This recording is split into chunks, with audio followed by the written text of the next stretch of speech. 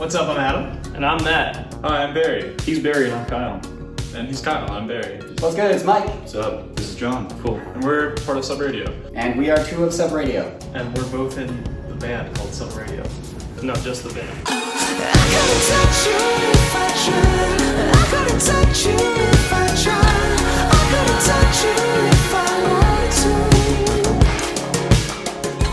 to. Mike had been talking about building this like massive light structure for a while.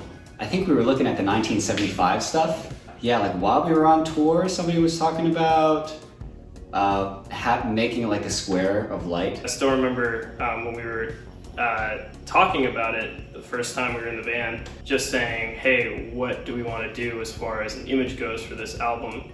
And I think me and Kyle were in the back trying to think of any kind of like statement things, and we kind of came to this idea of like a giant rectangle that just lit up. Then the feasibility of that like came to mind with Mike. This idea of this light wall, I was just kind of like, if there's anybody who could construct this thing, it's him. Matt and Kyle had kind of come up with it together, and Matt approached me about it. I remember seeing drawings first. He put together like 3D drawings and then was sending us screen grabs of all of the ideas. He's like got lists of materials and dimensions and everything. I was like, all right, it's in good hands. That's good. And we went out and like custom ordered these big sheets of this material that would reflect it well. Kyle sourced the acrylic, which was fantastic, and I made some drawings.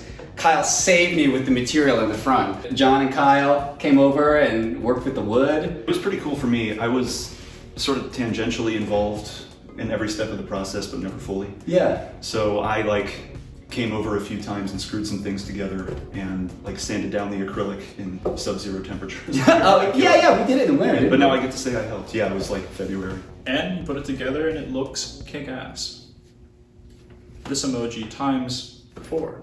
It's cool to have an engineering department in the band that we can just take concepts to and have them built. I think the first thing I remember about it was just being, it's massive.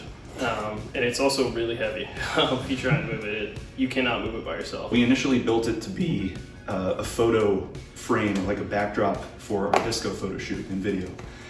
And if you want it to silhouette you, like we got it to do, it has to be wider than the widest person and taller than the tallest person. So we agreed on making this thing like 7 feet tall. And I remember seeing it fully constructed on the ground, knowing it was 7 feet and being like, 7 feet's not that much. And then we stood it up and I was like, oh my God. Yeah, I made some 3D drawings of it, and I used John's dimensions. I like pulled in a little character to like stand in front of the wall so we could get a sense. We were gonna make it 8 feet tall, if you can believe that. We were gonna like full height, 4 foot wide by 8 foot tall. Yeah, and we were like, this thing's gonna be huge. When I saw it for the first time, it had been fully constructed, and Mike turned it on and it sort of like did this gradient effect of like light to dark. And the first thing I thought of was actually like a Rothko painting of just like this big imposing thing. And that's kind of what we ended up using it for. I mean, it backlit some of these photos and gave us these amazing silhouettes, and then it's just like this like presence in the video. I couldn't touch you if I wanted to.